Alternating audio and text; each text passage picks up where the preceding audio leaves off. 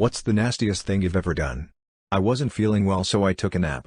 I woke up feeling even worse, so I tried going downstairs to tell my wife. I was in my boxers and t-shirt. At the top of the stairs I puked so hard I fainted, then had explosive diarrhea. I woke up halfway down the carpeted stairs, slowly sliding down it on a water slide of my own shit and vomit. When I was a kid, I went out with my friend and his father's family. We ate Chinese, and after my stomach was hurting, I was the first one outside, so I tried to fart and sharted instead. I was about to run to the back of the building to wipe and throw boxers away. It was nighttime, but they came outside already. I didn't know what to do, so I got back in the truck. It just happened to be the kind where you open the front to get back door open. I rode all the way home, 30 minutes, with shitty pants. They didn't say anything but drove with all windows down.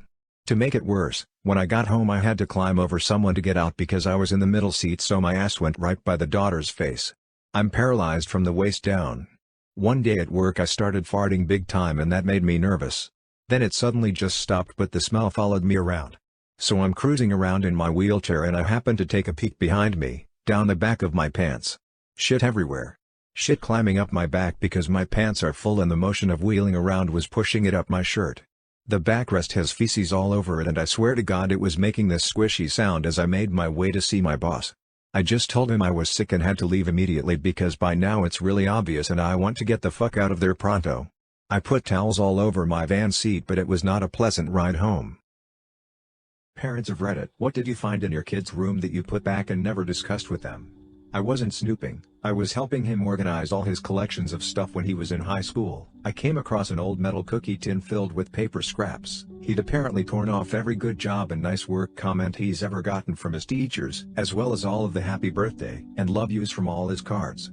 I realized how important those tangible affirmations are to him, so I've made it a point over the last 15+ years to write things down in addition to telling him. He's got pretty severe anxiety, depression, and PTSD, and I'd like to think that if I'm not with him, one of those little pieces of paper might help him get through whatever he's dealing with. What is something you have always regretted doing? When my parents split up, my mom had to raise us by herself and we were really poor. Eventually we had to get on food stamps to survive. My mom was devastated. She was a very proud woman and was working 2 jobs, but it wasn't enough and it absolutely crushed her to have to get assistance. It made her feel like a failure who couldn't take care of her own kids. I remember we were in the grocery store and getting ready to pay. She was going to use food stamps to pay and she was so ashamed that she turned to me and said, "If you don't want to stand in line with me, you don't have to." She was trying to spare me the embarrassment. So I didn't stand with her. I went off and looked at a toy or something. I remember looking back at her. She was sheepishly fixing her hair and trying not to look poor as she worked up the courage to face the cashier. I have regretted walking away so many times over the years. I was just a kid, but I wish I could go back in time to go stand next to her and tell her how proud I am to be her son and how thankful I was for the sacrifices she made just to keep food on the table for us. It honestly breaks my heart every time I think about it. Teachers of Reddit, what was the saddest thing you've discovered about one of your students? I had a 3rd grade student who was always sleeping in class. At first I brushed it off because he was out for a couple days before this started for being sick. After the first week, I asked him what was going on. He said he didn't like his bed. I asked why. He said there was blood on it from when saw his mom's ex-boyfriend came over and gave her a whooping on it. He laughed embarrassingly and said she was naked. It was then I realized his mom was probably ripped and beaten on her son's bed while he watched. After calling CPS, mandated reporter, I went to a local mattress shop and said I needed a mattress for one of my students who was in need. I kept it vague, but stated that I wanted him to sleep better at home to help him in school. The guy was so sweet and didn't pry and ended up getting the store to donate it with no proof of who arranged it. It just showed up at my student's home, a brand new mattress not tainted with a real-life nightmare. He never mentioned it in class, but I did notice quickly that he was getting the rest he needed. That was several years ago and I just hope him and his mom are okay. One of the many heartbreaking tales of this title, I School Teacher. What is the most disturbing thing you've witnessed during school on school grounds? We had a student who just came in from Nigeria. One day some kid pulled the fire alarm for kicks and after the count we noticed the Nigerian kid wasn't outside. So we started looking all over the school. The police were called and hours passed, still no luck. Towards the end of the day someone heard whimpering out of a very small space behind the Coke machine. We took a look and there he was, curled up with tears rolling down his face, shaking uncontrollably. A teacher reached out but he would push further back. Finally he was coached out and taken to the principal's office. As it turns out, the fire alarm was the same as the one used to alert his community of an incoming gang attack, which often meant ethnic cleansing. The boy was a refugee and had not parents. I can only imagine the horrors that child has seen to react that way to an alarm. That experience has stuck with me my whole life and serves as a reminder of just how good we have it in Canada. What are some common signs that someone grew up with shitty parents? I knew a kid who'd instinctively cover his head whenever someone was behind him, and he'd refuse to sit or stand anywhere that didn't have his back to a wall. His older siblings beat him up regularly. He'd frequently be coming to school with fresh bruises, and when a girl tried to comfort him he thought she was just trying to lure him into a trap and hit her, which got him expelled. And growing up I'd see him around town. He dropped out of school completely and got into drugs. His parents never gave a shit, never. Not effing once. He had nothing because his older brothers would steal and destroy anything he ever owned, even his clothes, so he'd wear the same thing for weeks on end. Is it any surprise that he's been in and out of prison all his adult life? Parental apathy is effing shit. And to add a cherry on top, his abusive older brothers went on to live pretty happy, fulfilling lives, but the little brother they tortured and abused for years became the societal and family outcast. What is the saddest thing you've ever seen? I have seen my husband cleaning my oldest son's eyeglasses. Every single time he cleans his own glasses, he cleans our son's at the same time. This is sad because our son passed away in April. The police gave us back his glasses with his things and we sat them on top of our microwave in the kitchen. We are trying to hold things together, but the grief is crippling. Just seeing my husband clean those glasses, well, it brings me to my knees. His quiet little act for our son. Anytime somebody walks out of the vet alone with an empty pet carrier. Seeing my older cousin bawling his eyes out, holding his 10-week-old son dead in his arms. When I was 22 I saw my dad cry for the first time ever. Something about that just shakes me to my core. What's the most hurtful thing you've overheard about yourself by accident? At a family reunion my mother stated she was so happy when I moved out. It was my house and I was letting her live there for free after her divorce. Everyone I'd invited to my first sleepover laughing while reading my diary entries about how my dad had been using me. I'd left the room and one had gone snooping. It was worse when they wouldn't stop or give it back when I burst in and pleaded with them too. Then everyone laughed even harder. That was the first and last time I wrote anything real like that in a diary. When I was in middle school art class something funny happened and I let out a loud laugh. I then overheard one of my childhood best friends whisper to another person, "God, I hate Trader 2488's laugh." I immediately looked at him and said, "What?" And he just looked down at the table like he didn't hear me. This actually made me change my laugh. It's completely different from what it used to be. Teachers have read it. What is the most depressing thing your kids have said? Student: Mary won't be here today. Her mom died last night. Me: wait, didn't her dad pass away a few weeks ago? Student: yes. Both parents died suddenly within a few weeks of each other from different medical conditions. 5-year-old preschool girl with 103-degree fever, sicker than sick. She begs the nurse, "Please don't send me home." She was allowed to sleep in the nurse's office until the end of the day. That was about 2.5 years ago. A few months later she was removed by CPS and has been with a foster family, me, for nearly 2 years now. Not a teacher, but a counselor for kids in the foster program. Kid: why does everyone else in my class have one dad but I have different ones all the time? Foster program can be really tough on kids. Assignment was to write a poem about something you like to pretend. Student's poem started, "I like to pretend that I have friends." This was in 1st grade. Uber drivers: what's the deepest secrets you've overheard in your car? Former Uber driver here. Picked a girl up, a sweet girl, from a bar on a Wednesday night. Absolutely hammered. About 10 p.m. She got into my car, apologized for being so drunk and politely asked if we could just drive around a little while, with the windows down. I was prepping for a cleaning fee, trying to drive and pull a vomit bag out of the glove box. But no, she just did that airplane thing with one hand out the backseat window. She asked me if I had ever thought about dying, to which I replied, "Yeah, I guess so." That's when she told me that she had cancer. It was in her brain and it was too far gone to consider chemo. I remember my heart just pounding. She told me she was dying and she was going to be okay. Tonight she was celebrating with her work friends who threw her a going-away party. She told them she was taking a position abroad. I just didn't tell them that abroad was heaven. Jesus effing Christ. I turned off my app and cried my ass all the way home. What is an obvious sign of depression but people ignore it unknowingly? When I was at the first appointment with my former therapist, she started with the dreaded, "So, what brings you in here?" question. My answer was a discombobulated jumble of vague statements, one thought half finished before leading to the next. I could barely keep eye contact because of the shame, so I was talking mostly to my knees. Finally I broke for a moment to try to gather my thoughts, and my therapist hit me with this: "Do you sit down in the shower?" She may as well have blown an air horn. I don't remember how long I stared at her like she's some demon before answering in the affirmative. I remember she looked a little satisfied, like she was glad she'd gotten that one right, before her expression disappeared. It wasn't something that pinged my radar because I'd loved long, hot showers my whole life, but sitting during the shower was a relatively recent development at the time, and I only started because I wanted to stay in the shower with the hot, noisy water pounding on my head until it got cold, and standing was too much effort. Still, her educated guess both shook me and made me feel seen, in a way my previous therapist never accomplished. When did your feeling about something is very wrong here turned out to be true? My dad was 6. Dad heard a clap of thunder and immediately told the babysitter to call someone because my dad's been struck by lightning. My grandfather had in fact been struck directly by lightning while playing golf with my grandmother. The electricity entered his shoulder and out his ankle. My grandmother resuscitated my grandfather and he lived to be over 90. My brother and dad lived in a different state, and my brother was in the hospital recovering from an accident. My first weird feeling was when I was booking the flight to see him and I was considering cancellation insurance. What if something happens to my dad and I have to fly out sooner? I shrugged it off. My dad was doing fine. 2 weeks later, my brother tells me that my dad was visiting and went home early because he had evidently caught something and wasn't feeling well. I got a really bad feeling and called him. It went to voicemail. He did say he was going to bed early and it was about bedtime for him. I said I heard he wasn't feeling well and wanted to check in, and that I really loved him. I felt weird, but my dad would have been royally pissed if I called 911 to his house because he was under the weather and decided to sleep it off. I decided to wait until the morning.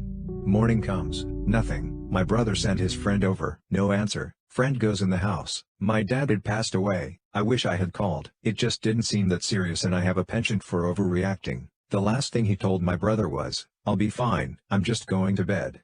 The thing that got me was the voicemail. I looked through his messages. Mine was read. If nothing else, I know he listened to that voicemail. One of the last things he heard was me telling him I loved him. What is the most effed up thing you have seen? When I was about 9, my friend Jason called to say he was coming over. This was the 80s, so no cell phones. So, after he was taking way too long to get there, I called. His grandma said he just left a little bit ago. So, I waited. He still didn't show. We lived in a dangerous part of town in Section 8 and so I started to get nervous again. He was only a block away. Why would it take so long? I called Graham again and she was like, well, maybe he saw a friend on the way. Check outside. So I did. I went outside and his dead body was by the entrance to my building. His coat and shoes were gone. It seems someone murdered a little boy for his effing stuff. I had the pleasure of discovering him and testifying at the guy's grand jury later. Man used to mow the lawn at the church near my house. Found him tumbled, crushed by the mower and, well, the mower did what it was made to do. What traumatized you so badly it changed your whole way of living? A kid I went to school with was being systematically tortured at home by his sadistic mother. It was kindergarten but I remember him have marks on his arms. I was just a kid and didn't know they were cigarette burns, so no adult stepped in to help this kid and one day I guess his mother decided it would be a good idea to put him in the dryer. She killed him and tried to say it was an accident but thankfully they arrested her and she got life in prison. His name was Anthony. I think about him all the time. Waking up to my second-story apartment on fire. That was 2 years ago and I haven't slept a full night since. Also my animals always sleep in my room now. When I was in first grade I liked a boy in my class. We were great friends for most of that year. He became sick and passed away before the school year ended. Broke my heart and I really didn't understand it. Then when I was in second grade there was a boy and his sister that I became good friend with. He and his sister were hit by a drunk driver one weekend and they both died. So after losing my best friends in only a couple of years I really became a loner. I've never really made good friendships with anyone since then. So afraid of losing them. I'm now in my 60s and quite happy being by myself. My ex cheating while I was in the house. I could hear, and when I called him out on it, he said, "I didn't think you'd be able to hear." That was 5 years ago. I've been single since, and I don't think I'll ever be in a relationship again. In 5th grade I made a personalized Valentine for my crush, telling her how great and pretty she was, and she angrily confronted me and afterward punched me in the back. Not as traumatic as the other ones here but it did change the way I approach romantic interests crushes. Dear security guards of Reddit, what was the most effed up thing you've ever saw on your shift? I've worked security for the past 30 years from working on the doors for clubs to hotel security, but nothing quite stuck with me like this did. It was my second security job. I was working at a big hotel in London. I had the graveyard shift so it was usually super calm. Most shifts I was paid to watch movies and scroll through my phone. This one night however was very different. About an hour into my shift I got a call from reception to say there was an extremely distressed man telling them he was about to be killed and a gang was after him. He spoke very limited English so reception was struggling to fully understand the issue. I checked the cameras and could see the man reaching over the desk trying to grab for the phone so I rushed down from my office. When I got down I took the man into a side room and tried to get him to explain the situation. He begged me to call the police saying a gang had been following him and they were going to chop him into pieces and kill him. He was extremely scared. I left him in the room and phoned the police. They arrived and talked to the man, and supposedly sorted out the issue. They checked him into a room at the hotel and said they would be back in the morning to interview and discover what has happened. I took the man up to his room and left him there. The man stayed in his room all night and no one bothered him. It was about 30 minutes before my shift finished, so I thought I would go knock on his room to make sure he was okay before I left. I got to his room and knocked on his door. No answer. I knocked again hard and shouted security. No answer. I was worried for his safety, so unlocked the door and shouted in. Still no answer. I entered the room. It was completely empty. Then suddenly I get a call from reception. The girl was crying her eyes out, shouting for me to get down immediately. I ran down the stairs as quick as I could. When I got to the bottom, I could see the man stood in the middle of the hotel lobby carrying a fire extinguisher covered in blood. He was also covered in blood but looked to have no injuries. There was a trail of blood splats leading from him to the first lift. I immediately radioed into the police as an emergency. I kept my distance but shouted at the man to explain what had happened. He told me they had come for him and he had to defend himself. The police soon arrived. As soon as they did, the man surrendered himself and he was handcuffed and put into a police van. It was now safe for me to cross over the lobby, so I went and had a look inside the lift. Inside were two men, their faces so damaged they barely looked human. The lift was covered in blood, as if it had been painted red. It was an awful sight. He had hit them so hard with the extinguisher he had caved their faces in. The worst part, the two men had nothing to do with any gangs. They were regulars at the hotel, who Al got to know quite well. They both had kids and families. They were staying over this night to visit a famous art gallery. What do you think really happens after death? When I was much younger, I had a dream where I died. Not a typical dream, not a romanticized dream. It was a dream where I was an archer in a medieval battle. About 5 minutes into the battle, chaos was all around me, and I watched an opposing archer aim and loose an arrow straight into my left eye. I remember the sensation of impact, ringing in my ears, and falling to the ground. I remember the warmth of the blood on my face, the feeling of life leaving my body, and the sense of worry evaporating into warmth and peace as the world left behind me. I remember waking up shortly after thinking that the feeling and reality of that experience was so vivid and so detailed that it must have been an experience from a previous incarnation hundreds of years ago. From that moment on, I've never feared the actual process of death. I feel like I've experienced it many times before. When we die, the whole world is seen by us, dies together with us. Your family fights for your belongings. Serious, what is the harshest truth you've ever learned? That even your best friend can turn into a stranger rather fast. Doing your best and giving it your all doesn't always mean things will turn out the way you want. Sometimes things just go bad. Don't fall in love with potential. If somebody doesn't want to be helped, you can't help them. This one hurt with a suicidal brother. Life is short. You grow up hearing this over and over again, but until you reach a certain age you don't have the perspective to fully grasp this. That one day your parents, grandparents, people who always have been there for you, etc. are going to be gone for the rest of your life.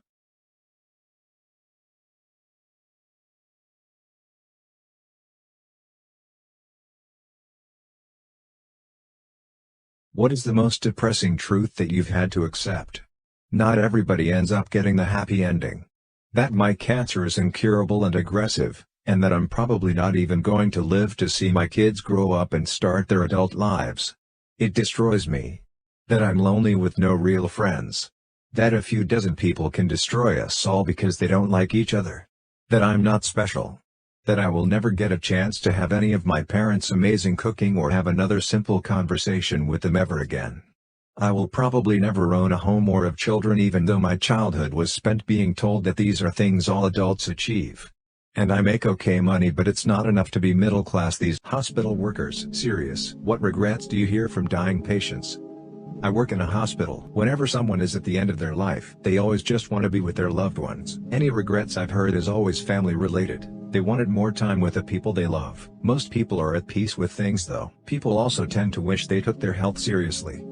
He wished he had been a better father to his daughter. He wished they had reconnected. His dementia prevented him from remembering they had reconnected years before and that she visited often. I wish I could have made him aware that he had accomplished his last wish. But what truly scares you? What human beings are able to do? You never know if the person next to you could snap.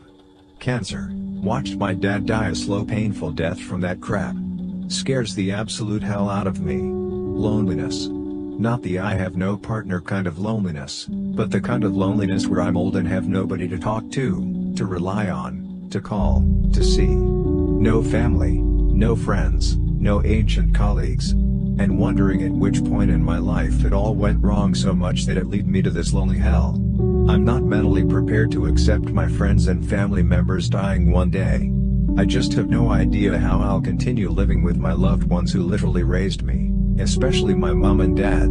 The passage of time, every second that goes by won't ever come back, and I'm slowly crumbling to dust as approximately half my life is gone, and I've become asympathetic to the dreams I had in the past while I sit waiting to be undone by forces beyond my control. Going through life without living up to my true potential. What is a hard pill to swallow for most people? A lot of people are not fit to be parents. Looking for others to validate your sense of worth will always end in ruin. Sometimes you're the toxic one in the relationship. That life isn't fair. You will face heartbreakingly tragic things that are beyond your control. Some more than others, but everyone has something. Be kind. Sometimes you are the one holding yourself back. That doing your best does not mean you will succeed. That being wrong isn't a bad thing. Apparently the word no is super difficult for a lot of people. What's a normal thing that makes you strangely sad? When an old person is walking around alone. Makes me wonder if they have anybody in their life. The passage of time. A shopping street with a lot of permanently closed stores. Listening to music from a few years ago, it reminds me of the times I was a kid. When a good book series ends, I feel like I'm losing friends. The beauty of nature. The world is so beautiful and we get to spend so little time just enjoying it. Seeing other people my age in relationships. Seeing a lonely and awkward kid in the class. I always think of what they might be in the future, being too awkward for people to be friends with and ending up eating alone for the rest of his/her life. Obese animals. Makes me feel like we're doing something very wrong besides the obvious. People of Reddit who work in a casino. What's some of the saddest moments you witnessed? Former poker dealer at a casino. An older gentleman started to have a heart attack at the table. I called the floor person for assistance with the call button. Paramedics are rushed in, etc., all within minutes. In this instance I am instructed to keep the game rolling by the floor person as he whispered in my ear. 2 hands are dealt and played, and a player at the table requested the heart attack guy get moved somewhere else as it is disrupting the game. Another player asked to have his chips picked up and call for the open seat because we have a wait list. I was disgusted. There were these 2 middle-aged Greek or Cypriot ladies who were always on the slot machines. Every day when I started my shift they were there when I finished 10 hours later. And still they're in the same clothes the next day oftentimes. They were super nice and always polite to the staff. One day they hit the jackpot and win big. I think it was either £15,000 or £45,000, it was a good few years ago now. Everyone was overjoyed for them, except the managers obviously. Well, the managers then gave them free meals at the restaurant and an open bar tab until every single penny of that money was clawed back into the casino. During my 8-hour shift a gentleman won $15,000 on a slot machine. Punched out at end of shift and had the next 2 days off. Returned to work after my weekend to find the man still sitting at the same slot machine. He had been there for 2+ days losing $15,000. What is the most depressing thing someone told you? I was told my parents died in a car crash via text while in school. It was a long walk home and I'll never forget how empty the house felt. Still to this day gives me a sick feeling in my stomach. My friend called me last week and immediately I knew something was wrong by the sound of his voice. He was calling to tell me his stepson had committed suicide. It has been an incredibly rough week and it feels awful as I feel nothing I do or say will help him and his wife. Brother, it was good to see you, bro. Me, same, let's do this some more. I found my brother dead from self-inflicted gunshot wound 2 days later in my backyard. I was bagging groceries in high school. It was Christmas Eve and folks were bustling in and out getting last-minute items for their get-togethers. I bagged the groceries for this one lady who had just regular food instead of holiday food. I placed her groceries into the cart and followed her to her car. After loading her groceries I told her to have a Merry Christmas. She responded that it was hard to have a Merry Christmas when her husband just died. Like the day before Christmas Eve he died. She broke down crying, flooding me with how heartbroken and alone she was. I was 16. I didn't know how to respond. I just sat there and listened as she unloaded. Always thought about her near the holidays and it makes me thankful for my family. What is really frustrating? Washing your face in the sink and the water trickles down your arms towards your elbows and gets your clothes or sleeves wet. Getting comfortable in bed, only to realize you forgot something. All the things you think you must say to that person after the conversation is over. Adds 1 of 2. My boss. Trying to get a word in when someone won't STF you and let you talk. Please place the item in the bagging area. When your sock slides down your foot while wearing shoes. Asking money back from a friend. Not using turn signals. Someone telling you to do something just as you are about to do it.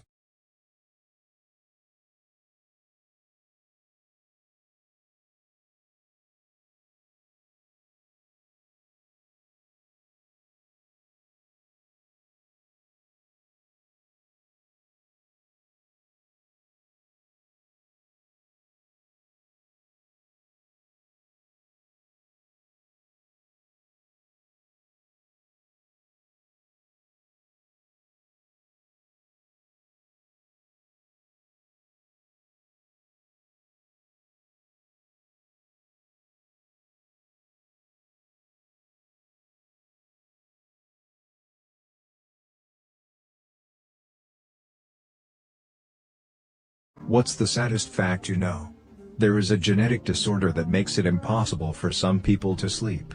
So far only 20 people are known to have it, and none have lived past 30. A guy in my area had just retired on a Friday. The following Wednesday he was out fishing and a thunderstorm came up.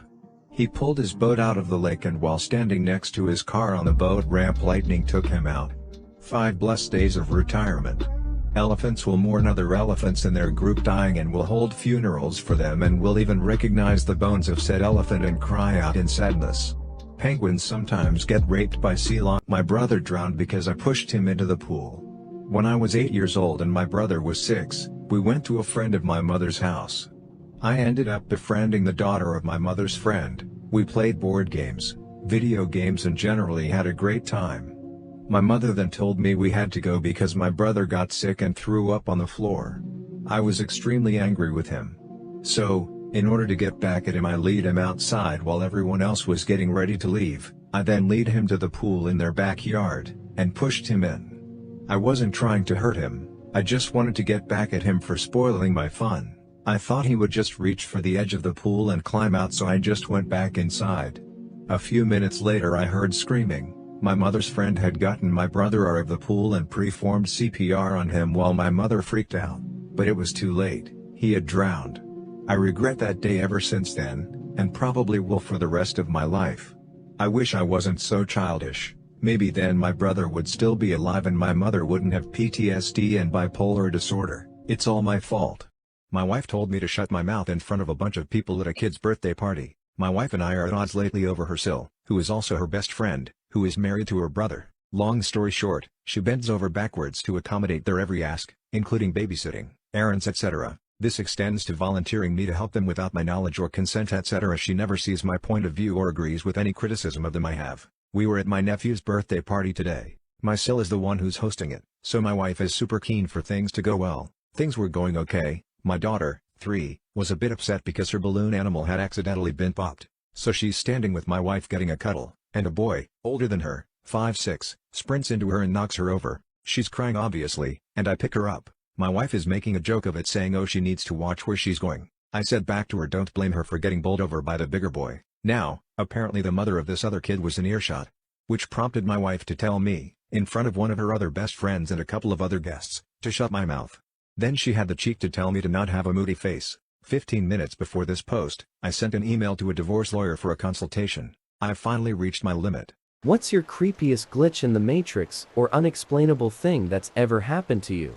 I remember being pretty young, like 9 or 10, and I was the car park of a pub in England's South End. I remember seeing someone in their teens in the window of a house looking over the car park.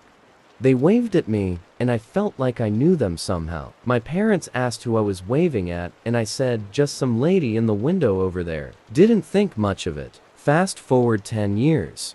I was at my nan's new house. I remember walking into her room, which I never was allowed to do, going to the window. I then realized I was in the house looking over that same parking lot. and remembering that interaction years before. Then a girl around 9 or 10 who was in said car park waved at me, and I waved back. I felt like I knew her, could not explain it, and have never told anyone about it. It freaked me out.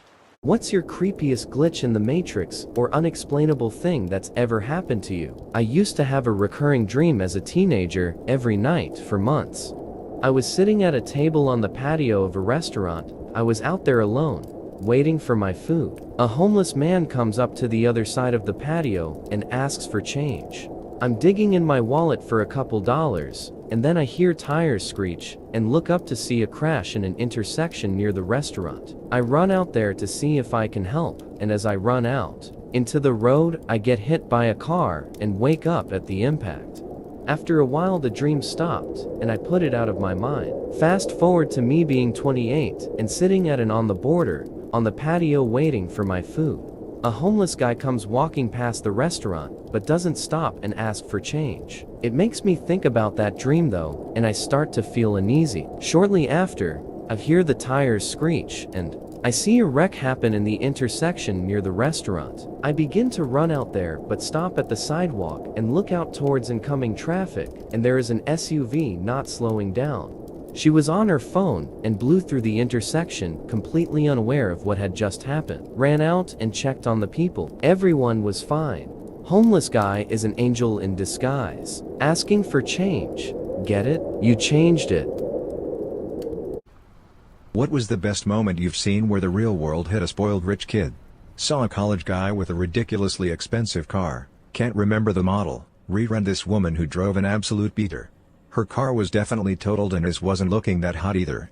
He got out and started screaming at this woman. She was in tears. He kept telling her that she was going to pay for this. When the cops came, I saw each of them give their statements. After that, me and like 10 people came forward and gave our witness statements. It sounded like each and every one of us put complete fault on him, which was the truth. When the cops went back to him, I saw his face just sink. He probably told them it was her fault and just found out that 2 handfuls of people just confirmed that he's full of shit. I've never seen that many witnesses stick around for a simple traffic accident. I think the other people felt the same way I did. That kid was a douche and should be punished for what he did. Knew a rich kid whose parents bought a car for and he treated it like absolute garbage. Purposely driving it really hard and generally abusing it, confident in the notion that his parents would buy him the one he wanted after he destroyed the one they got him. Well, they didn't buy him another one. Ever. He rode the city bus and bumped rides off of friends after that.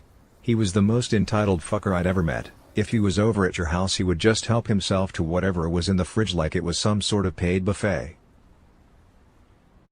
People who cater to the super rich, what things have you seen? My grandfather died with a $20 million portfolio. He lived in a 1-bedroom condo that was built in the 50s, drove a rusted-out Honda, and his entire wardrobe came from Walmart and was 10 years old. At his will reading, a bunch of distant relatives showed up hoping to get a piece. In his will, he made fun of all of them, then spent 10 pages detailing how and where he wanted all of his money donated to specific charities and foundations. Some of it was even really surprising, as nobody besides him was aware that he casually owned 160 acres of land in Vermont that was just forest. The land was donated to a land trust, and turned into hiking trails. My dad used to work for a private airfield. They had a ton of people fly in, but most of the more richer clients always flew in at night.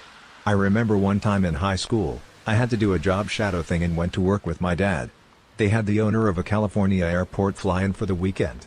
My job was to stand outside with an umbrella. So I stood outside with the umbrella. His wife tipped me $20 and said the sandwich trays are real silver, have it kid.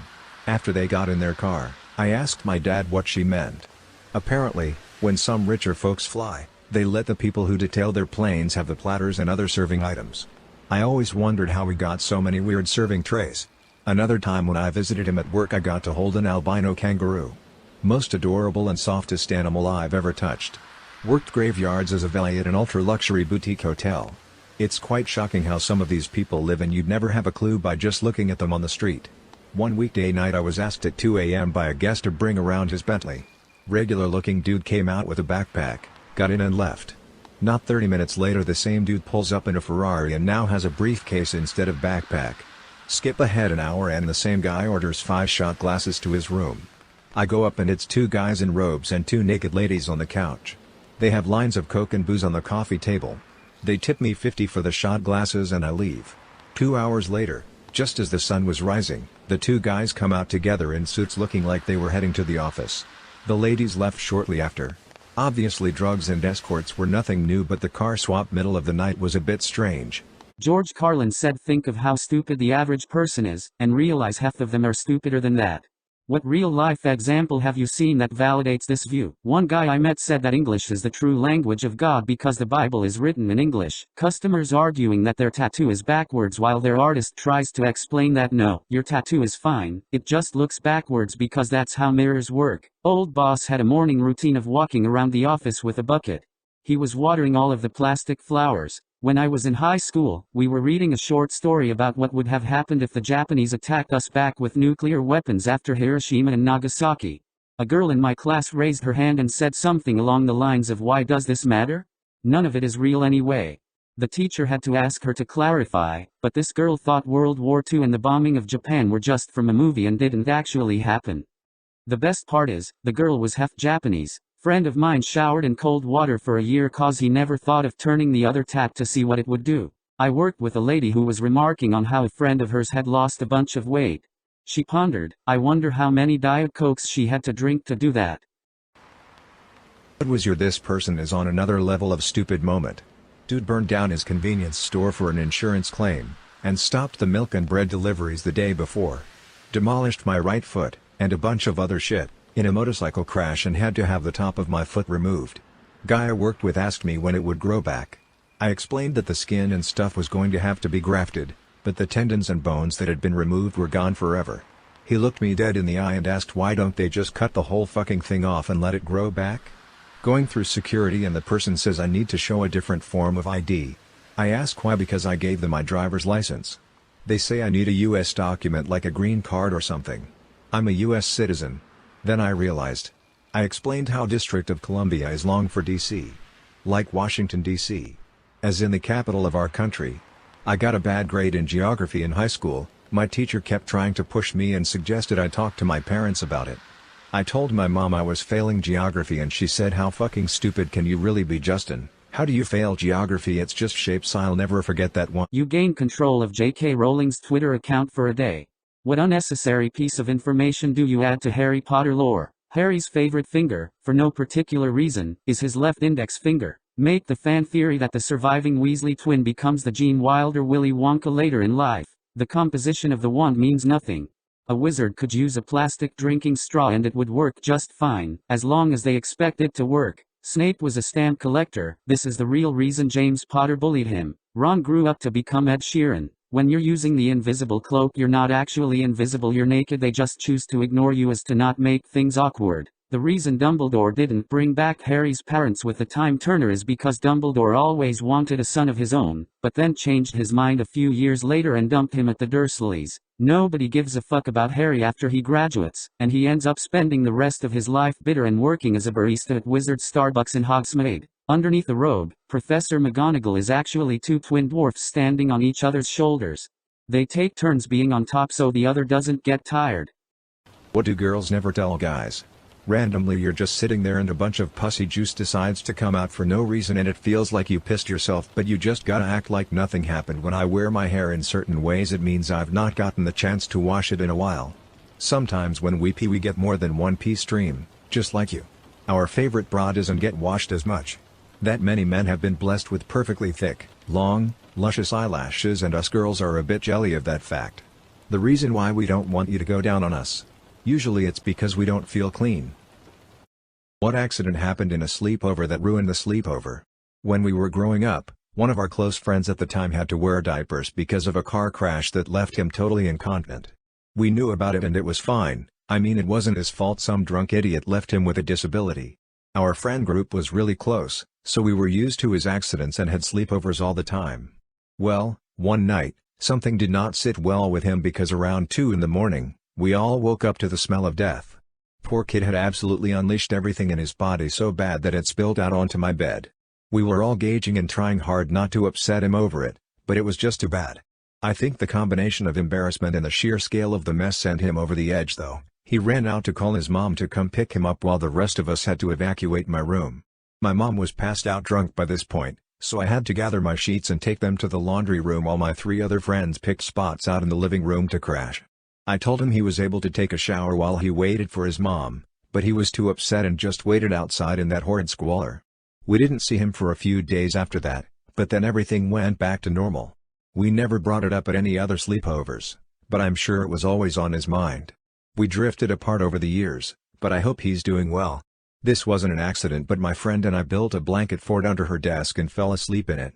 Around 2 a.m. her stepdad came into the room, opened the fort and threw a glass of ice water all over us yelling, "You're supposed to be in bed. Stop trying to hide from me." Then he saw me, took a few steps back, and apologized and told us to go to bed. I was only 9 or 10 and didn't understand what that was all about. My friend was scared and made me promise not to tell anyone, and since I didn't understand what was really happening, I kept my promise. I'm 32 now and I regret not telling my parents about it at the time.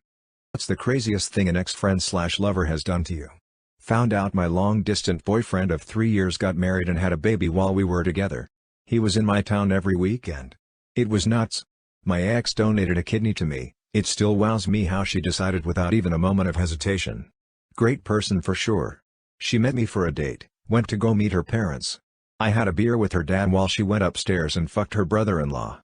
Then she came downstairs and left with me to resume our date. I found out after the fact, got tested and dumped her ass. Came over to my house and punched me awake because I didn't answer her phone call. Because I was sleeping. Oh, and she stabbed me with a pencil. She made a key to my house and stole my dog after we broke up. She then called me and told me she found said dog running loose in my neighborhood. Neighbor had it all on video. Dog was very confused. What's the dumbest thing someone has ever told you? It's dangerous to listen to your own heartbeat with a stethoscope. They said your heart will try to match what you heard and that will in effect stop your heart. There was no explanation given when asked why medical personnel didn't have issues listening to patients with heartbeat irregularities. My boyfriend left his apartment for a week, came back, and saw shit and a used washcloth in his private bathroom toilet. His roommate was the only one there. When confronted, he swore on everything that a demon had done it, and tried to put the blame on him. Water runs downhill, which is south. Water cannot flow north because that's uphill. They were very surprised to hear the reality. Meth was safer than weed at it. This was said to 15-year-old me when I got caught smoking weed and my meth head uncle said meth was a safer drug and I should try that instead. Have you ever been drunk or high and came up with this truly amazing idea but then became sober and realized it wasn't as amazing as you thought it was? If so, what was the idea? A friend of mine called me around 3 o'clock in the morning about a fantastic, groundbreaking idea he had for getting sunburn on your feet. He wears Crocs a lot, so I was actually kinda interested. Okay.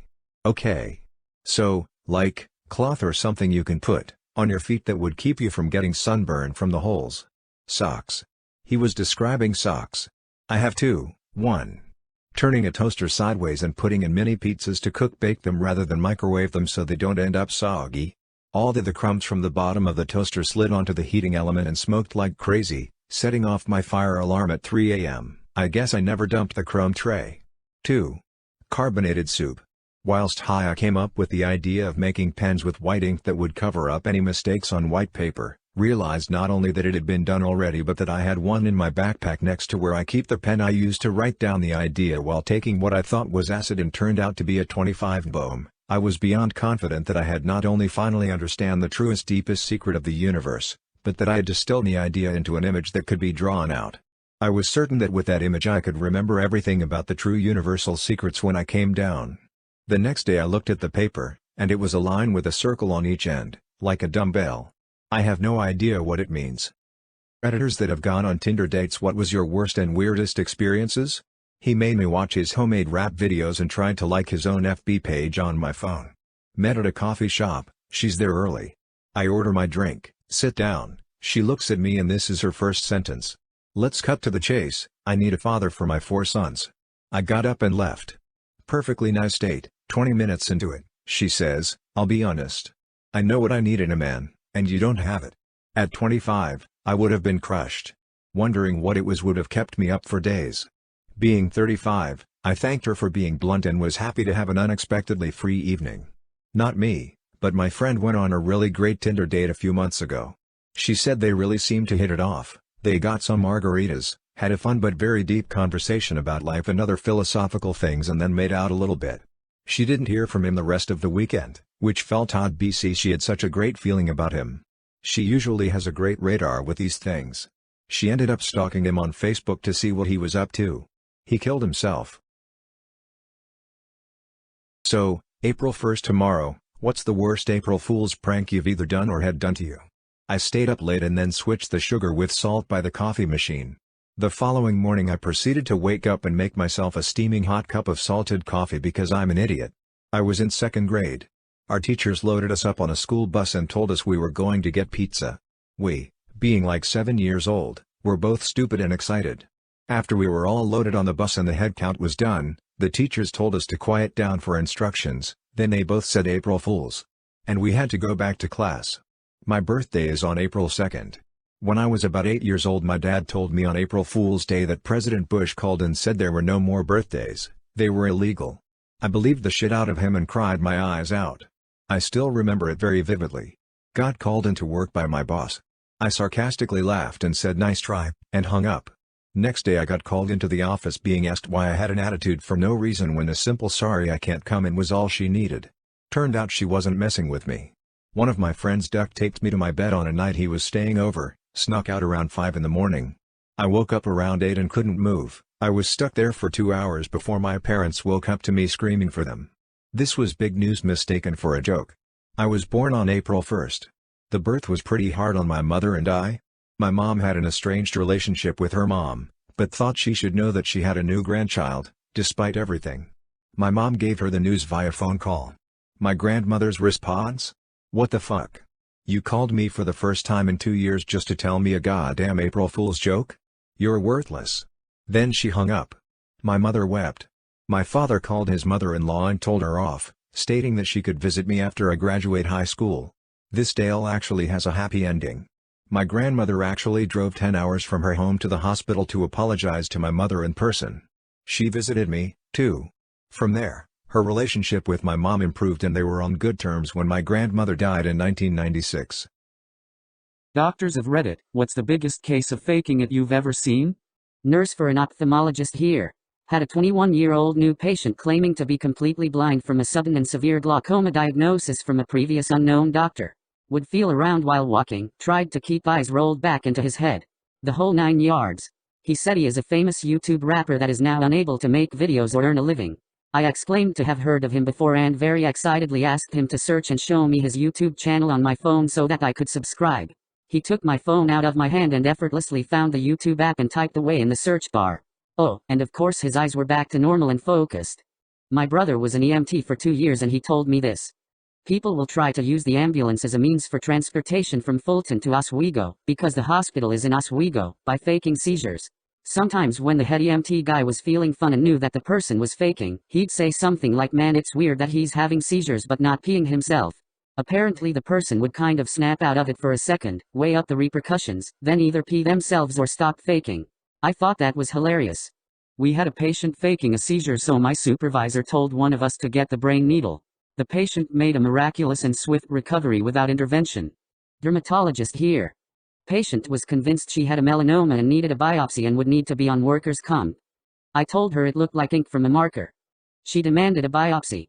I wiped the area off with an alcohol swab and showed her the ink and that there was no spot on her skin anymore. She stormed out threatening to sue. I'm just glad I cured her melanoma. What's a no shit moment where you realized you've been doing something the wrong way for years? Since the dawn of time, I would pick up the silverware and utensils out of their tray in the dishwasher and put them away in their drawers, then go back and pick up more out of the dishwasher.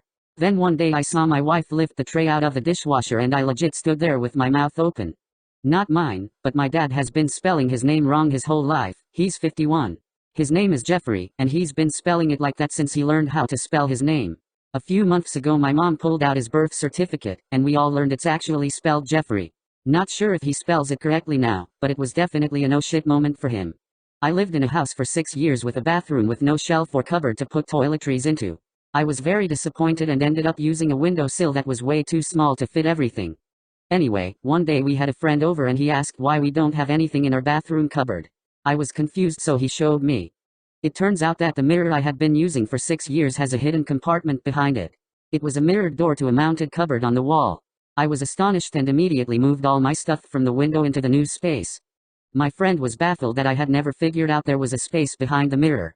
There was an obvious gap between it and the wall that I somehow failed to notice. If you could telepathically say something that all 7.8 billion people on Earth could hear at once, what would it be? Act out a conversation between two people talking about shutting down the simulation, then freak out about accidentally broadcasting the conversation in the simulation. A countdown, starting at a decently high number. Let's say 255. It would be in a monotone, androgynous voice, and everyone would hear it in their own language. The countdown would stop at 6. Test message. Please ignore. To whoever drives the white sedan, your lights are on. You must tell no one, but you have a very unique ability that can save the world. In about 6 years, you will get another message akin to this one. Until then, wait. Show me what you got. You picked the correct religion. I am real, and this is the proof you've been asking for. Then I'd watch the world blow up. Divorce lawyers of Reddit, what client of yours was so bad, that you personally hoped they wouldn't get anything in a settlement? It's not that I hoped my client would get screwed. It's just that he was screwing himself, and I told him he was screwing himself, and he refused to listen. I represented the husband in a nasty divorce case, custody fights, protective orders, subpoenas for text messages, allegations of infidelity on both sides, lots of assets in play. The guy had a stereo installation business, mostly in home theater stuff, good margins, good money. Legally, it was going okay. Until my client started giving his wife temporary maintenance payments using company checks. I said, "Hey bud, that is unwise. See, if you treat your business like a personal asset, the court will conclude it should be treated like a personal asset, viz., shared 50-50. My client disagreed with this. He felt it was important to show the court how good his business was doing. As it turns out, the judge did think it was important, and the wife essentially got a 50% share of the business profits. Book learning folks call this hubris. That's a effed up fact you just can't believe is true. Some guy once donated his dead mother's body for medical research, then found out the donation facility sold it for $5,000 to the US Army, which strapped it on a chair and blew it up. Heart's flea medication kills your pets and everybody knows about it. But because of a loophole, Hearts can still sell their flea medication and just prey on the people who don't know. They also actively try to cover it up. The most fucked up part? They're still selling it today. Right now you could go to Walmart and buy a euthanasia kit for your pet thinking it's flea medication. My cat of 6 years died because of Hearts. Never use Hearts flea medication. It is a death sentence for your pet. In many countries in the world cannibalism is actually illegal. The only illegal thing is the way you obtain it. It's made that way so that plane crash survivors won't be prosecuted for, surviving. Ants have passed the mirror test. Few people know this. In the 1980s the Bayer Corporation sold a hemophilia drug that was made from processed donated human blood. In the early days of the AIDS epidemic it was discovered that the product was contaminated with HIV. They were forced to take it off the shelves in America and Europe. Bayer decided there had been too much financial investment in the product and rather than destroy the inventory they sold it in Latin American and Asian countries instead. They even continued to produce it for a few months until their supplies ran out. There's no way to know how many people were infected with HIV as a result, but at a bare minimum it had to have been in the thousands, plus however many those people may have unknowingly infected in turn and so on. In the 1980s when AIDS was pretty much a guaranteed death sentence, Bayer knowingly killed probably tens of thousands of people and no one went to jail. $600 million settlement. France executed their last person by guillotine the same year Star Wars: A New Hope came out. Lawyers of Reddit, what was your hold IT moment where you knew you would win? Not a lawyer, but I'm currently in a custody battle. Mother is saying I can't be trusted because I've been refusing to take our child to the therapist. The therapist testified I couldn't bring our child in because therapy must have both parents' consent, and mother has retracted consent. My client was riding his motorcycle on a relatively calm street when this guy exited his garage, without looking, and run over him. In deposition, the guy brought a witness that was with him on the passenger seat. The whole time, the witness maintained that my client was driving too fast and that there was no time to brake the car. I asked him the same question a few times in different ways, making him tell the story again. In the fourth telling, he, already a bit frustrated, let it slip. Look, I've already told you. We were exiting the garage and, as soon as I lifted up from getting my cell phone on the car's carpet, wait. So you didn't even see the crash. There was no coming back from that. My client has been keeping her son away from the father because the father has a new child. She is concerned that her son will act violently towards the new child and she could be held liable. Judge, that's not even a defense. Not a lawyer, but I thought the story was funny. My mom got pulled over in my dad's truck. They wrote the ticket in my dad's name. Dad was at work an hour and a half away from where it occurred. Judge threw it out pretty quick. Reddit, how did your pet hamster die? My ham died of failure to make a landing, I think. She had a thing of climbing to the top of her cage, and then letting go so to do a flip and land on her feet. She had a wheel and a huge cage, just seemed to like doing that. One day we came home from our local Italian joint and found her basically on her head, motionless. We think that she tried to do the flip but fucked up and broke her neck when she landed on her face. Great little buddy, but unfortunately she was probably pushing her luck doing that.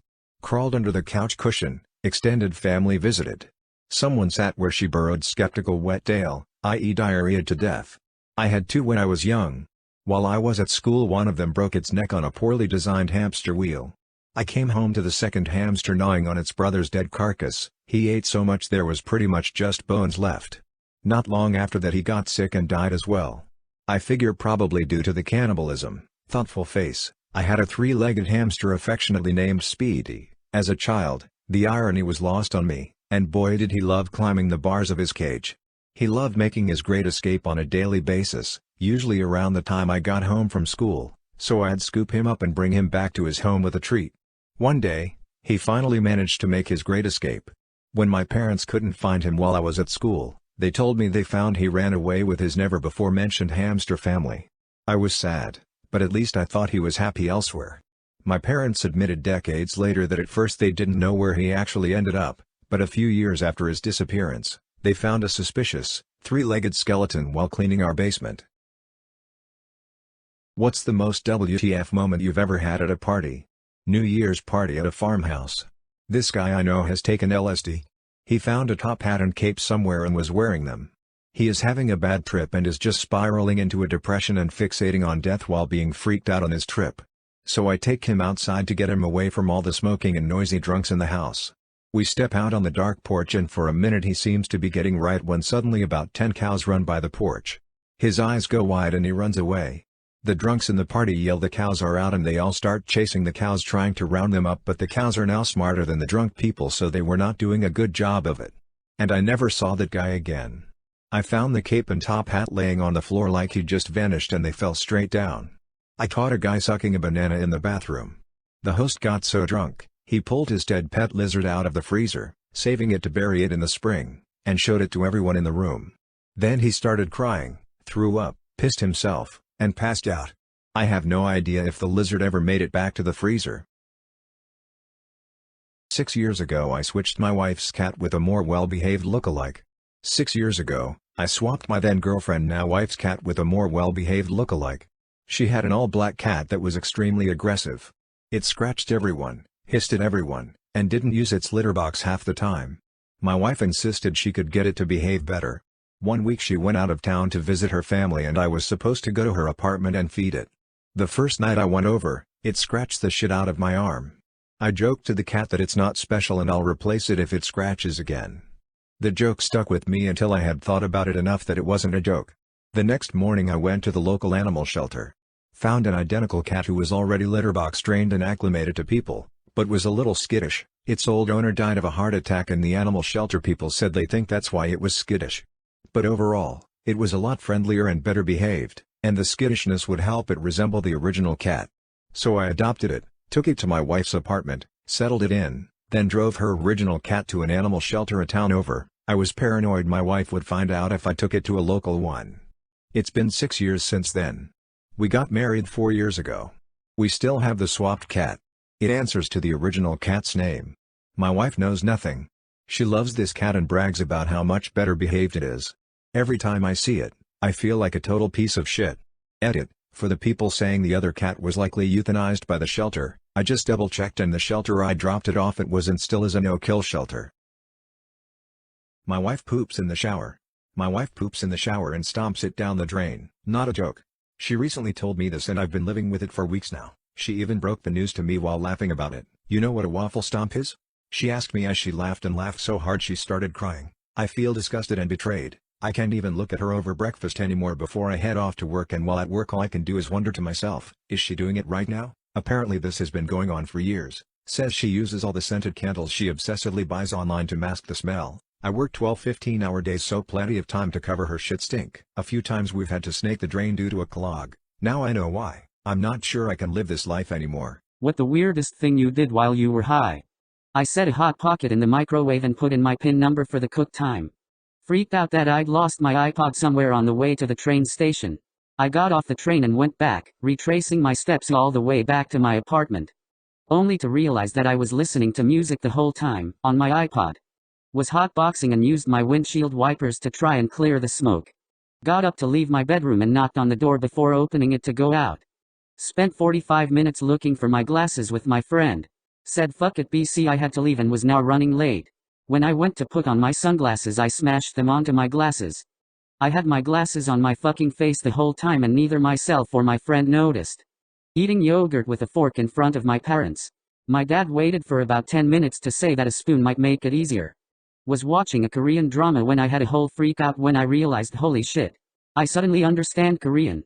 I woke my BF up and made him watch with me as I translated for him. He laughed at me for 5 minutes before he told me I was actually just reading the subtitles. One time years ago I was camping at a campground with my wife and a few friends. We're all sitting around the fire drinking. Her brother and I go for a walk to smoke some joints. We finished that and I have to piss, so he goes back to the group, and when I'm done I head back as well. So I get back and I'm pretty baked at this point and I'm just standing there watching the fire and drinking my beer for a few minutes.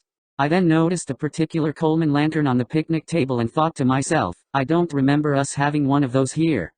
It was at that point that I realized I was standing at the wrong damned campsite, amongst a bunch of people I have never met, while my group was watching from the next site over, laughing and wondering WTF I was doing. I, M20s, have an imaginary wife. I know this may not be healthy, but I have an imaginary wife. I have a chronic disease that causes a lot of pain, and sometimes feeling intimacy, care and safety is required to not give up in life. I sleep cuddling a clean wrapped blanket and stroke it and enjoy its scent and imagine it's my wife. Sometimes I imagine that there would be my wife encouraging me to go through the painful periods, and sometimes I talk to an empty room to not feel so lonely and imagine that my wife would answer me back and smile to me and love me. Sometimes I cry against my blanket or pillow and imagine there would be my wife comforting me and caring about me. I know no woman would be interested in being this partner, but this mind trick gives me energy to go through the pain and life. If someone read this, thank you. What is a minor life hack you love to share? Give a crying kid water. Most of the time they start crying for a reason but continue crying because they can't snap out of it. Drinking the water forces them to take a breath, and the sensation of the water gets them to think about something else briefly enough to settle them. If you have a problem with wasps, this is the perfect time of year to make a fake nest. Crumble up a brown paper bag into a round shape and put in your window or on your balcony. Wasps are stupid as hell, but they are territorial and will think it's another wasp's nest. And they will tell their friends to avoid the area. Edit, it will not make an existing wasp colony move away. Just deter wasps who are looking for a new place to nest. Which is why you should do it in the spring. I put my car keys on items I want to take with me when I leave a place. When microwaving bread, fries, etc., make sure to put a microwavable cup or coffee mug half full of water in the microwave with the food as well. Everything will come out nice and crispy as opposed to soggy and gross. Use your microwave at 70% power for 1.25 to 1.5 longer time. Much better heat distribution for your food. Every time you lent your friends something, take a pic of them next to it. Always works. Windows+V opens your clipboard and stores 25 items that you have copied. Women have read it. What do men do that confuses you? That they can have friends they've known them for years but not have picked up more than basic information about them. Trying to impress women by doing things that would only impress other men. Refusing to go to the doctor. Intentionally hurt themselves or put themselves in situations there's a high likelihood of getting hurt. For example, staring down a lit bottle rocket launcher. Taking turns whacking each other in the nads. Touching an electric fence just to see how bad it is.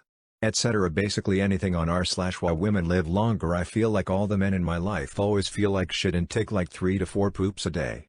They always have the shits. My dad. Me ex. My current partner. My dude friends. What is wrong with you all guts? I never understood the fascination some men have with driving loud cars. No offense to people who like loud cars, but I find them a bit annoying. Especially when I am trying to sleep or trying to talk to someone when a loud car goes by. Catcalling and name calling. Also the whole treat them mean keep them keen thing. I just don't get it. Women who gave the creep a chance, how did it go? I bought him a coffee one time and we chatted about our music tastes. 3 days later, I was sitting in my dorm and I got a text from him that was just a selfie. I sent one back and the conversation got really boring, so I sent him a snap of a black screen. He responded, "Are you in a dark place?" And I said, "Yeah lol." His response was, "Well, you'll have to leave soon because you have class in insert building with insert professor at 6 o'clock. I literally never told him anything about my classes, so he just effing stalked me until he learned my entire schedule. It turns out he was a serial creep preying on freshman girls. Women of Reddit, what makes men instantly unattractive? Poor hygiene, putting other people down to make them seem better than others. It doesn't lack of empathy/regard for others. Observe the way someone talks about their family and friends, sometimes it can be very telling. Talking down/being rude to servers, or anyone for that matter. Especially on the first date. Poor hygiene, something I've noticed a lot on Reddit recently, telling women what women find offensive or complimentary, and refusing to accept it when women disagree. If I met a guy on a date who insisted on trying to tell me my own thoughts, I'd get the ick immediately. Being unable to healthily react to someone setting boundaries, being unable to set at their own clear boundaries, and condescension. I hate it when men regularly tell stories about how they're smarter than everyone around them. We had a substitute teacher at our school that ate lunch with my department daily. Every day he would tell condescending stories about how stupid everyone is. This included students, teachers, and most often, his wife. Dirty fingernails, sexism, arrogance, BO, interrupting, disrespectful, long unclipped toenails. Posting/sending pics of their cock when no one asked. Arrogance. Being passive when a situation calls for action/assertiveness. Lack of a sense of humor. Teachers of Reddit, what is the saddest thing you found out about a student? My mom taught at a school in a bad neighborhood in Chicago in the mid-90s. There was a second grader that would save his milk and ketchup packers from lunch for his mom so she had something to eat when she got home from work. Not a teacher but was a school-based therapist. Had a student, 7-8 years/0, I didn't know, knock on my office door and ask if I'd adopt her and if you have room. My brother too, but if not, that's okay, we can be split up. We're split up now. And I don't take up space. I just need a sleeping bag. Broke my heart. It was right after winter break and before class started. I was just talking with some students and asked if they got anything fun for the holidays. One girl said, "Oh no, I don't ever get presents, my mom is a drug addict. But I went out and got some stuff for my little sister so that she can have a real Christmas." She just said it so matter of fact. She was so used to being the parent to her little sister that she didn't even care about her own childhood. It totally broke my heart. I teach 5th grade and I had a student that found their father after he had killed himself. The student did not come out and tell me this, I found out about it at the conference with the grandfather. FYI, the student had a great support system and was an excellent student. What is an encounter that made you believe that other humans are quite literally experiencing a different version of reality? I watched a foreign movie with subtitles with my dad once. A few days later, we happened to have a conversation about foreign movies and TV shows, and he said he would never watch that stuff because he wants to hear English. I pointed out that he enjoyed the foreign movie we had watched the other night. He said that he didn't realize it wasn't in English. Hearing two people recount different versions of an event that the three of us together witnessed was bizarre. I felt like a judge trying to decide who made the better case. It might have something to do with his bipolar disorder, but at any time my brother-in-law is talking, he is trying to sell you something. If you watch a movie, he explains why this is the best movie you've ever seen or tells you about some other movie you should watch that is better. He almost literally cannot respond to any question if the answer is not a description of the best thing to buy, best place to go, best way to vote, best way to exercise, etc. It's bizarre. On several occasions he has just walked away when I asked him simple questions. I was leaving a job site, residential renovation, one day, loading up my tools into my big military-style backpack because I was riding my 2007 CBR 600RR, when this slick black BMW rolled up the driveway. The mom was driving and her son was in the passenger seat, but I had heard from my boss that the BMW belonged to the kid, he just couldn't drive yet. Anyways, they parked and he came running up to me, gushing about my bike. Then he says, "Man, that is sick, how did you get your parents to buy you one? They'd never get me one." I told him I worked my ass off and bought it all on my own. I'll never forget how he looked me dead in the eyes and said, "Oh man, that really sucks. I hope I never have to do that." Really made me realize that some people are playing a completely different game than the rest of us. I'm planning on leaving my fiancé at the altar. I really tried to fix the relationship. I don't know what I did wrong for him to cheat multiple times, but I'm just tired of being pressured to stay with him, To do things I don't want to do with him just so he'll stop complaining. I'm tired of my family pressuring me to get married, to have a traditional wedding, to wear this, invite this person, always breathing down my neck. I'm tired of being embarrassed for doing something they deem wrong. So after this I'm just moving somewhere else and changing my number, and if they file a missing persons, they can keep searching. I don't care anymore. Hopefully they can all F off. I'm done. What was the moment you knew your relationship was over? You can see it in their eyes when they don't love you anymore. I'll never forget that feeling. The day my mom passed away, the coroner hadn't even come for her body yet, with zero consideration on how I felt and what I was going through. My ex-fiancé thought it was a great idea and a good time to tell me he has been cheating on me for the last 6 years, and how sorry he was for it. He wasn't sorry he did it, but he's sorry because the other woman had lied to him about who she really was, and he wanted me to comfort him because he felt betrayed by her. When I promptly broke up with him, he asked, "Wait, is this really goodbye? How could you do this to me now?" When I was going through a miscarriage and he couldn't take me to the ER because he was in fantasy leagues and football was on. When I realized I dreaded Fridays, our standard date night, and saw it as something I needed to get past before I could start enjoying the weekend. I was at my best friend's wedding. When he saw his bride walking down the aisle, he had a grin so big it looked like it could have exploded right off of his face. He was so happy to be marrying this person. And when I thought about my now ex-girlfriend, I realized that I just didn't feel that way about her. I will say, when I married my wife, I was grinning like an idiot. She poisoned my cat. Mr. Noodle, RIP.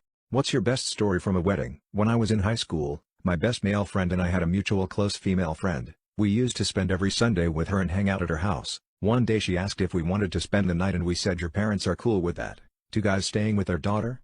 And she said yeah. So we started spending the night at her place from time to time. Flash forward years later, she's getting married and she invites both of us. Neither one of us has a date, so we agree to go together. At the reception her dad comes up to us, a smile beaming across his face, and he shouts our names and says, "Holy shit, I can't believe you guys are still together. That's amazing.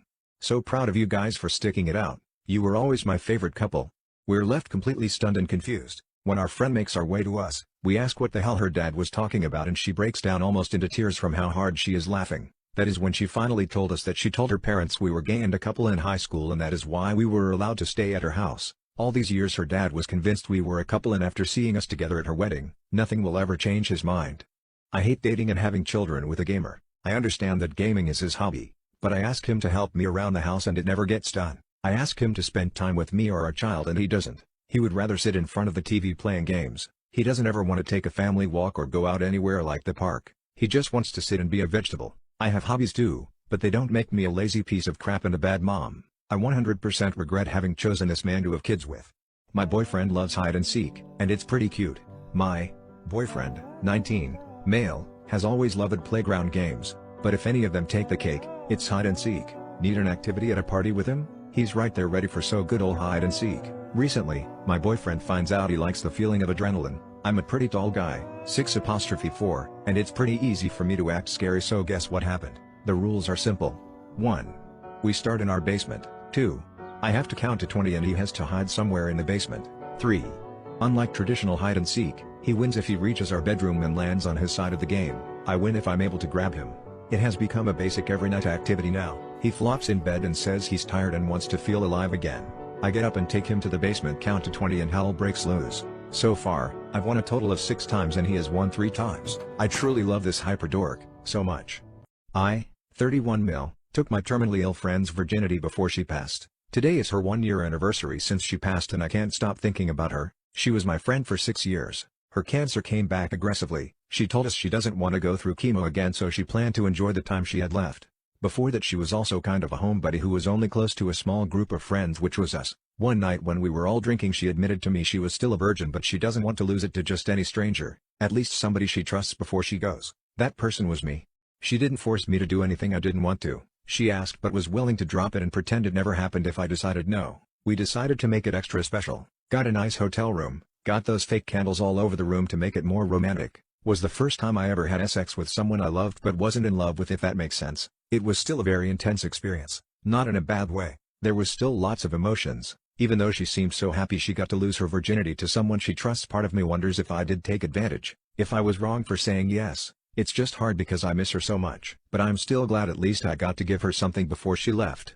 My girlfriend kicks me off my Spotify account every morning. I couldn't be happier. My girlfriend, F22, and I, M23, live together. My day starts off much sooner than hers does. I'm usually in the office by 6:30 a.m., which is about when she starts waking up. I'm one of the first people in the office, so I always put headphones on and listen to music as I start my day. I get about 15 minutes of music before it stops and I get the notification that the output device has changed. This is because we have a Google Home that's hooked to my Spotify account. When my girlfriend wakes up, she starts her day with "Hey Google, play," so she has music when she's getting ready. I always just leave my phone open to see what she's listening to, and when she heads out around 7:30, I get my account back. I'm sure that she has no idea that she's participating in this little routine, and I have no intentions of telling her. Sure, it'd be easy to swap it to her account, but I love to know that she's awake and starting her day listening to her favorite songs. Another benefit of this is that I know what her current favorite songs are, so when we get in the car together or we're just sitting around, I know what songs will spark joy. Some days I think she's onto me.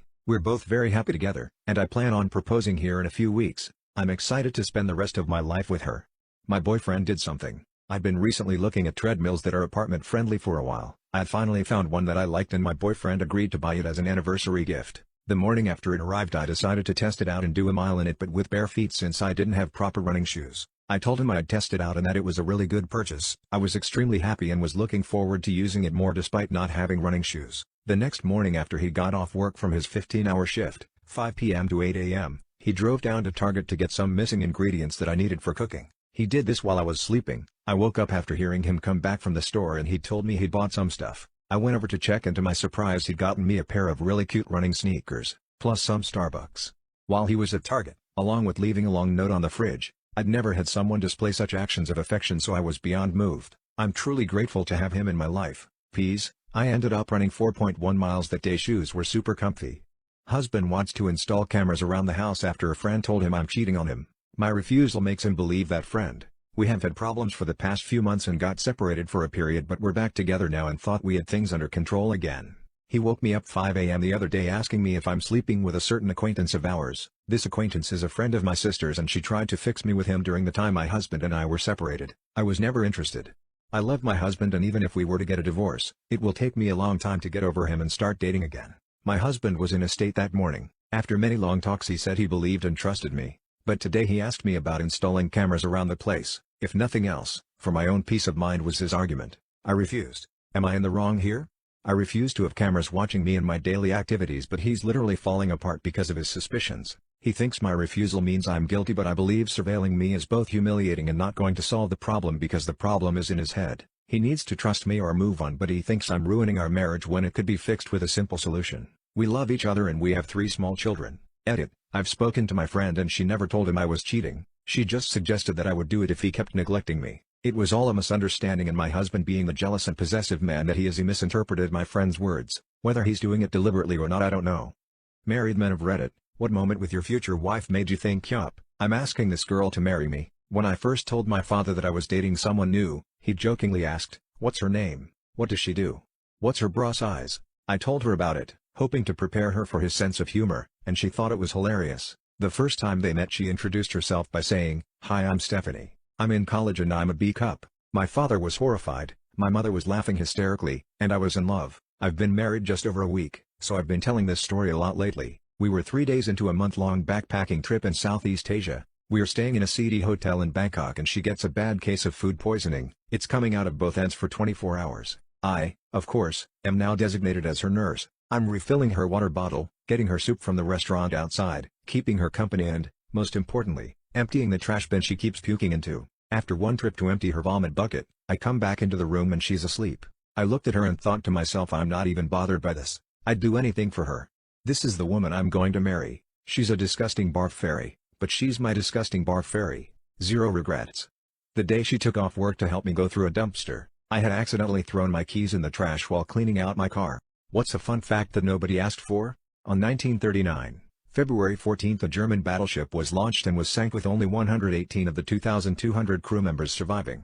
Among them was a black and white cat named Oscar, which was found floating on a board and was picked up from the water by a British ship. On October 27, 1941, the ship sank to the west of Gibraltar and Oscar was found clinging to a piece of plank and was later brought to the shore establishment in Gibraltar. When British officers learned what happened, they named him Unsinkable Sam. After that he was adopted by the crew of the HMS Ark Royal, and in 1941, November 14, a torpedo hit the ship. Sam was again found clinging to a piece of plank and was described as angry but unharmed. By this time it was enough for the poor cat and remained 8 days on land hunting mice in Gibraltar and then being transferred to the UK where he lived his final days. And this was the story of Unsinkable Sam.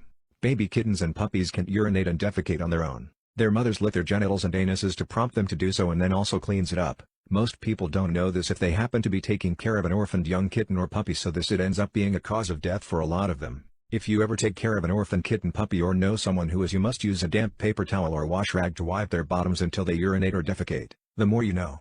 Experienced flirts of Reddit, what advice can you give for shy people on how to flirt? To me it's all about how I'm talking and thinking. Clear your head and have a nice smooth and clear speech. It also helps me to have something in my hands, so that if I ever do get nervous or fidgety I can just casually mess with whatever on my hands. Hope this helps. Eye contact says more than you will ever know. Subtle of course. Pretend you're to your friends, it'll ease the tension. Be fun, don't be touchy unless they engage. This goes for both sexes. Literally, and I cannot stress this enough, if you lack confidence just fake it. It's the #1 thing when it comes to flirting and is very attractive. Emotionally I'm not confident at all, but I act like I am, and sometimes even a little arrogance will get you where you want to be. Decide you are not actually interested in them and are just trying to be nice to them before beginning your attempt to flirt. Don't listen to advice online. When in doubt, whip it out. I broke up with my girlfriend because she was disrespectful to a celebrity and she's got all of her friends and some of mine angry at me.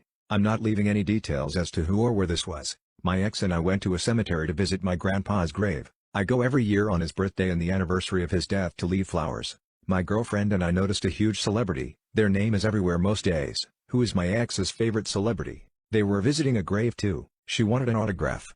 I told her to be respectful and to not ask for one here. She wouldn't listen. The celebrity understandably got pretty angry at my ex and left. The whole car ride back to my apartment, she was crying the entire time about how her favorite celebrity is an a-hole. I ended up dropping her off at her apartment and went back to mine alone. I broke up with her over a call a few hours later because I just couldn't effing deal with that. She told her friends and some of mine, they're all angry at me for robbing a chance at an autograph of her favorite celebrity. She lied and left out details. I tried to tell them my side of things but they're not listening. I'm extremely stressed and frustrated.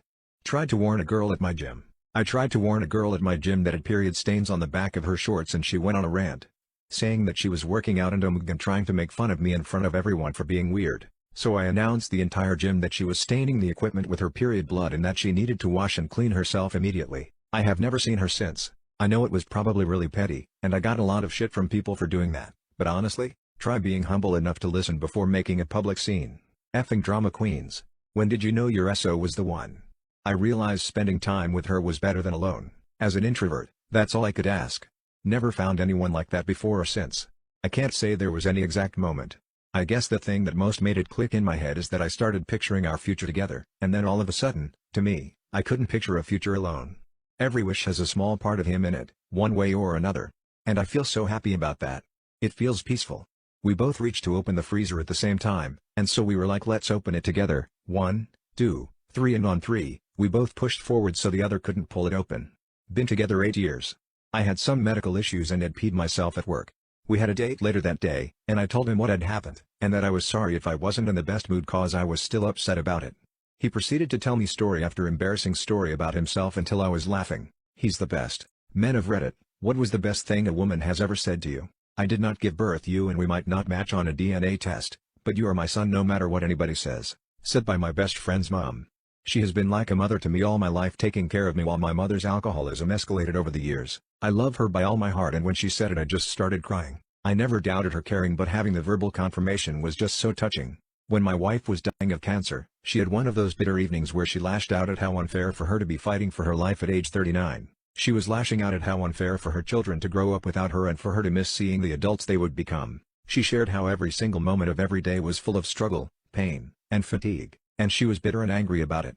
I told her something I'd felt ever since she got sick, that I wished cancer took me instead. She looked at me through her bitterness and pain and said, I would never want this pain to happen to you. That was the most selfless, loving thing I've ever heard, and it helped me so much as I dealt with survivor's guilt after she died. I graduated college 10 years ago. I still think about the time someone told me 8 a.m. classes suck less with me there. I'm done with men, honestly. I met this guy 7 months ago and we hit it off pretty much immediately. For the lot 3 to 4 months we have been spending almost all of our free evenings together. The ex I great and the cuddling in his arms with a good movie or series is even better, and he almost always falls asleep in my lap before the movie is finished, and that's one of my favorite moments. Looking at his face and curling his hair around my finger. 2 Fridays ago I made dinner and he brought wine. He fell asleep to What We Do in the Shadows. He woke up later and we had the most amazing ex I've ever had. When he was almost there he said, "God, I love you." I just bursted into tears. I know, silly, and said I loved him too. When I later cuddled him for some afterplay he said it again and so did I. He left the day after and I haven't heard from him since. So WTF? I tried to call and text him several times the following 2 days. Nothing. I know people say all kinds when they're climaxing, but WTF? Not the tiniest explanation. Just like falling asleep and never seeing the end of any movie, he just left this without seeing the end. I'm done with men, honestly. I met this guy 7 months ago and we hit it off pretty much immediately. For the lot 3 to 4 months we have been spending almost all of our free evenings together. The ex I great and the cuddling in his arms with a good movie or series is even better, and he almost always falls asleep in my lap before the movie is finished, and that's one of my favorite moments. Looking at his face and curling his hair around my finger. 2 Fridays ago I made dinner and he brought wine. He fell asleep to What We Do in the Shadows. He woke up later and we had the most amazing ex I've ever had. When he was almost there he said, "God, I love you." I just bursted into tears. I know, silly, and said I loved him too. When I later cuddled him for some afterplay he said it again and so did I. He left the day after and I haven't heard from him since. So WTF? I tried to call and text him several times the following 2 days. Nothing. I know people say all kinds when they're climaxing, but WTF? Not the tiniest explanation. Just like falling asleep and never seeing the end of any movie, he just left this without seeing the end. Married couples, what advice would you give to young couples? Fight the issue, not each other. Kindness. Don't be short, rude, and proud. You have to live with this person the rest of your life. Always be kind. Forgive. You aren't immune to making any of the same mistakes. You're not as perfect as you think you are. Don't dwell on the negative in one another. This is a bad mental path to get on. You are both imperfect. Compliment one another on your strengths, and help one another with weaknesses. Be committed. Life will change. You both will change. There is security in commitment. There is trust when you feel secure. Just a few things. 12 years, 3 kids, still learning. Do things your spouse enjoys, and don't keep score. For example, my wife loves going to soccer games but I don't, and I love horror movies but my wife doesn't. But I still go to games with her, and she still watches horror movies with me. Support each other's hobbies and interests. Don't talk shit about each other to your friends or family members. You're a team. If you have a complaint and need to tell someone, be honest with your partner about it rather than telling a third party. What made you realize the relationship was over? When her sister called me and said, "You're a really nice guy and I like you. Remember Jason? You do? Yeah, well, she's effing him in the other room as we speak." That's pretty much when I knew. When I finally learned to listen to her actions, not her words. When I realized I only smiled, laughed and had fun when he wasn't around. When he was, I walked on eggshells so he wouldn't get mad. He made me feel more lonely while we're together than if I were to be single. When I got a Facebook message from another dude saying your wife is cheating on us. He thought we had one of those open relationships. When I decided to not text her to see if she would ever start a conversation, and did not text me for an entire month. We were apart for 2 weeks. I flew to meet him. He was waiting at the airport for me. As I descended the escalator, I could see him standing there, and I felt no happiness. What is the best non-sexual, non-drug related physical sensation you've ever experienced? When you and a buddy both laugh yourselves into a fit where you simply cannot stop, and when it finally subsides and you think you can rest your belly, one of you starts to chuckle and boom, off you go again. Yes, laughing so hard there's no sound coming from your mouth. You can't even get a moment to inhale. I got a horrible poison ivy rash while camping for a few days. That first scalding hot shower after getting back home, hot water pressure right on the ration. I'll be chasing that high for the rest of my life. Sleeping for 15 hours straight after not being able to sleep for 3 days. Farting away a stomachache. I shaved my head once and having the wind on my scalp for the first time ever was fantastic. I am a sucker for back scratches. Finally scratching my leg after my cast was taken off. Had it for 2 months in summer, it was hell. I still remember almost crying tears of joy when they took it off. Peeing after having to hold it for a while. Related, having a large gut emptying BM after similarly holding it in. I work nights at a restaurant sometimes. Some nights I come home and my wife and 4 kids all fall asleep watching TV. The 2 that fight the most up against each other. To have them all in one room, quiet, at peace, fills me with great joy. I just stand there and look at them. Usually someone wakes up then because I'm fat and don't sneak well, then the rest like raptors, start popping up to see what I brought them home to eat. But I cherish those 10 or so seconds. This is gross, but I pulled a booger out and it felt like it was from the middle of my brain deep. It was fucking orgasmic. Also gross, but once accidentally pulled a half-inch piece of earwax out and I've been chasing that high ever since. I have never felt anything as good. Waking up in the morning and when you yawn and your legs shake.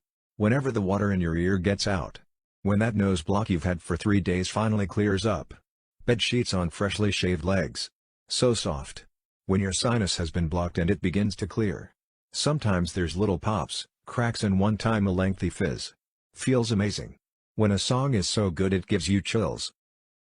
My wife told me to shut my mouth in front of a bunch of people at a kid's birthday party. My wife and I are at odds lately over her Sil, who is also her best friend, who is married to her brother. Long story short, she bends over backwards to accommodate their every ask, including babysitting, errands etc. This extends to volunteering me to help them without my knowledge or consent etc. She never sees my point of view or agrees with any criticism of them I have. We were at my nephew's birthday party today. My Sil is the one who's hosting it, so my wife is super keen for things to go well. Things were going okay. My daughter, 3, was a bit upset because her balloon animal had accidentally been popped. So she's standing with my wife getting a cuddle, and a boy, older than her, 5'6", sprints into her and knocks her over. She's crying obviously, and I pick her up. My wife is making a joke of it saying oh she needs to watch where she's going. I said back to her don't blame her for getting bowled over by the bigger boy. Now, apparently the mother of this other kid was in earshot.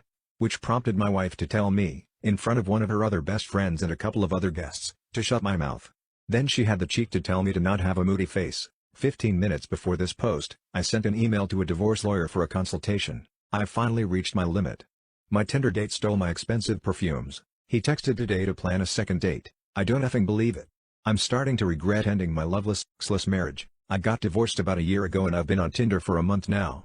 Went for walks and coffee a few times. One guy was nice and pleasant. After a few dates we ended up in my apartment. When he took a shower afterwards he came back to bed and commented that I had so many perfumes and only expensive ones and we laughed about how smelly I must be to have all these perfumes. We went to bed.